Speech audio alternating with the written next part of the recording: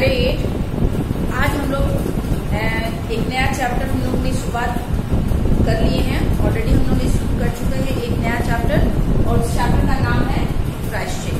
ठीक है, तो इस चैप्टर में हम लोगों ने पढ़ा कि किस तरह एक अंधविश्वास में आज के समाज में लोग अभी भी लिप्त हैं। किस तरह हम लोग 21वीं सदी में जीने के बावजूद आज भी बहुत से लोग अंधविश्वास में लिप्त है। और इसी अंधविश्वास में इस कहानी में जो रामू की जो बहू है उसके हाथों एक बिल्ली का कत्ल हो जाता, हत्या हो जाती है। अब देखिए कि हत्या के बाद किस किस प्रकार के अंधविश्वास बाहर आएंगे, ये आज हम लोग देखने जा रहे हैं। पेज नंबर 65 और सभी को खोल लीजिए और देखिए क्या आज कहानी में आगे क्या होता है। सास बोली, हाँ ठीक ही तो कहती है, अब जब तक बहू के सिर पर हत्या ना उतर जाए तब तक ना कोई पानी पी सकता है ना खाना सकता है। बहू ये तूने क्या कर डाला? मैरी ने कहा, फिर क्या हो, बहू तो पंडित को बुलाना हो। अब है सास की पूरी पुराने जमाने की थी, पूरे अंधविश्वास में लिप्त थी। उसने कहा कि भाई बहू तुमने क्या कर डाला, एक बिल्ली की हत्या कर डाली, ना हम लोग खाना खा सकते हैं ना कोई पानी पी सकता है। तो मैरी जो थी वो नौकरानी वो ध्यान से सुन रही थी, बोली कि ऐसा करते हैं कि हम तुरंत पंडित जी को बुला करके लेके आते, क्योंकि हम लोग अधिकतर देखते हैं कि छोटे से छोटे कार्यों में हम लोग पंडितों की सलाह लेते हैं। जो हमारे मौलाना है, हमारे पंडित हैं, हमारे जो चर्च के पादरी हैं, उन लोगों की बात को हम लोग सर आंखों पे रखते हैं और तुरंत उनकी सलाह हम लोग लेने की कोशिश करते हैं। सास जी के जान में जान आई, अरे हाँ जल्दी दौड़कर पंडित जी को बुला लो। बिल्ली की हत्या की खबर बिजली की तरह आस पड़ोस में फैल गई। पड़ोस की औरतों पर रामू के घर तांता लगा। अब क्या होता है कि कभी कभी क्या होता है, जैसे कि घर में कोई ऐसी दुर्घटना हुई तो लोग करता था, तो एक बिल्ली की हत्या जो हुई ये आग की तरह चारों ओर फैल गई और लोग झुंड के झुंड बना करके रामू के घर पे आ रहे थे। चारों तरफ से प्रश्नों की बौछार और रामू की बहू सिर झुकाए बैठी थी। पंडित परम सुख को जब ये खबर मिली उस समय वो पूजा कर रहे थे। खबर मिलते ही उठ खड़े हुए, पंडिताइन से मुस्कुराते हुए बोले, भोजन ना बनाना लाला, घासी राम की पतों ने बिल्ली मार डाली, प्रायश्चित होगा, मानो का हाथ लगेगा। अब ये बात धीरे धीरे आग की तरह पंडित जी परम सुख के पास भी पहुंच गए और परम सुख जो है पूजा में लीन थे। जैसे ही ये खबर मिलती है वो बहुत अंदर ही अंदर बहुत खुश होते कि चलो एक खुला आज फंसा मेरे हाथ। उसने कहा अपनी पत्नी से, पंडिताइन से, कि देखो पंडिताइन आज खाना ना मत बनाना, क्योंकि लाला घासीराम की बहू जो है एक बिल्ली को मार दी है और वहां पर उसका प्रायश्चित हम करवाएंगे तो ढेर सारे पकवान हम लोगों को खाने को मिलेंगे। कहा जाता है पंडित परम सुख चौबे छोटे से मोटे से आदमी थे, लंबाई 4 फीट 10 इंच और तोल का घेरा 58 इंच, चेहरा गोल मटोल, बड़ी बड़ी मूछे, रंग गोरा, खोपड़ी चोटी कमर तक लटकी हुई। ये परम सुख के कद और काठी के बारे में बताया गया था कि छोटे कद के थे, लेकिन उनकी पेट जो है वो 58 इंच की निकली हुई थी, चेहरा छोटा था, गोल मटोल था और लंबी चुटिया रखी थी। कहा जाता है कि मथुरा में जब पंसेरी खुराक वाले पंडित को ढूंढा जाता है तो पंडित परम सुख को उस लिस्ट में प्रथम स्थान दिया है। ये मैंने मतलब ये मथुरा के पंडित थे जिसमें पंडितों में पहला रैंक इनका था। पंडित परम सुख पहुंचे और कोरम पूरा पंचायत बैठी। सास की, मिश्रानी जी, विष्णु की माँ, छुन्नू की दादी और पंडित परम सुख। बाकी स्त्रियां बहू से सहानुभूति प्रकट कर रही थी। क्या होता है कि घर में अगर कोई मर जाता है तो स्त्रियां, गांव की स्त्रियां या समाज की स्त्रियां, अच्छा कोई बात नहीं बेटी, अच्छा हो गया, कोई बात नहीं, अब तुम अकेले गुजारोगे। ठीक उसी तरह उस हत्या पर भी एक पंचायत बैठी गई और उस पंचायत में सास की, मिश्रानी की, कल्लू विष्णु की माँ की, छुन्नू की दादी भी आ गई और वो पंडित थे। साथ ही साथ सभी जो औरतें हैं वो क्या कर रही थी कि उसकी माँ को सहानुभूति प्रकट कर रही थी। किस्नू की माँ ने कहा, पंडित जी बिल्ली की हत्या करने से कौन सा नरक मिलता है? पंडित परम सुख ने पत्रा देखते हुए कहा, बिल्ली की हत्या अकेले से तो नरक का नाम नहीं बताया जा सकता। यह मुहूर्त भी मालूम हो, जब बिल्ली की हत्या हुई तो नरक का पता लग सकता है। अब बोला कि पंडित जी आप ही बताइए अब कि भाई इसकी बहू के हाथ तो एक हत्या हो गई, अब इस हत्या के बदले में इनको कौन सा नरक मिलेगा। अब पंडित जी अपना जाल बिछाना क्या किए शुरू किए।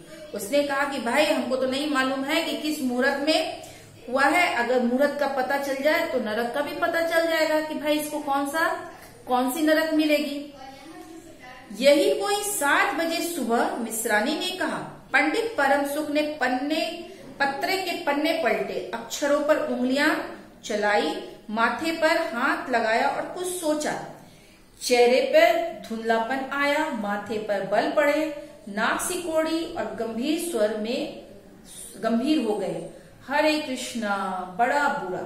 अब क्या हुआ कि सास ने बताया कि भाई 7 बजे बिल्ली की हत्या हुई थी, मिश्रानी ने कहा। तो पंडित जी ने क्या किया, अपने पोथा पत्री निकाला और पन्ना झूठ मूठ का पन्ना उलटने लगे और सिर पे हाथ रखने के बाद वो गंभीर मुद्रा में हो गए। बोले हे भगवान ये क्या हो गया। प्रातः काल ब्रह्म मुहूर्त में बिल्ली की हत्या घोर कुंभी पाप, नरक का पाप है। रामू की माँ यह तो बड़ा बुरा हो। बोला कि ये तो सुबह के समय बिल्ली की हत्या हुई है, इससे तो नरक मिलेगा, नरक में जाओगे, बहुत ही कष्ट झेलना पड़ेगा। रामू की माँ ये तो घोर अपराध हुआ है। रामू की माँ की आंखों में आंसू आ गए। तो फिर पंडित जी अब क्या होगा आप ही बताएं। अब क्या हुआ, पंडित तो यही चाह रहा था कि तरह तरह के उनको अंधविश्वास उसके दिमाग में डाल दे। अब पंडित जी को बोली कि अब आप ही बताइए कि हम लोग को कैसे इस नरक से बचना है। पंडित परम सुख मुस्काए। रामू की माँ, चिंता की कोई सी बात नहीं, हम पुरोहित फिर कौन से दिन के लिए हैं। बोला कि चिंता क्यों कर रही है, हम लोग किस लिए हैं यहाँ पर, हम लोग यहाँ क्यों बैठे हुए हैं। इसीलिए ना बैठे हुए हैं कि आपकी चिंता का समाधान कर सकें। अब क्या है, रामू की माँ की आंखों में आंसू आ गए और उसने पंडित जी से कहा कि भाई पंडित जी अब आप ही कोई उपाय बताइए इस नरक से छुटकारा पाने की। पंडित परम सुख मुस्काए। रामू की माँ, चिंता की कौन सी बात है, हम पुरोहित फिर कौन से दिन के लिए हैं।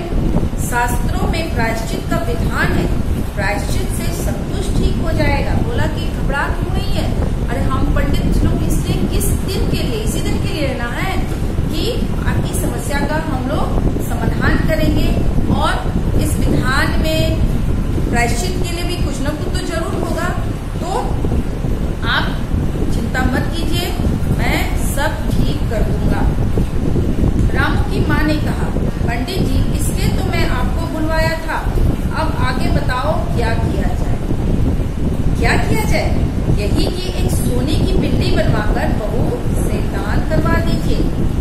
जब तक बिल्ली ना दे दी जाएगी तब तक तो घर अपवित्र रहेगा। बिल्ली दान कर देने के बाद 21 दिन का पाठ हो जाए। छन्नू की दादी, और क्या पंडित जी ठीक ही तो कहते हैं, बिल्ली अभी दान दे दी जाए और पाठ फिर हो जाए। अब क्या क्या, पंडित जी के तो बारे न्यारे हो गए। उसने कहा कि भाई इस प्रायश्चित का बस एक उपाय है कि आप बिल्ली, एक सोने की बिल्ली बना करके बहू के हाथ से दान करवा दीजिए और जब तक आप सोने की बिल्ली बनाकर दान नहीं करवाएंगे तब तक आपका घर क्या रहेगा, अपवित्र रहेगा।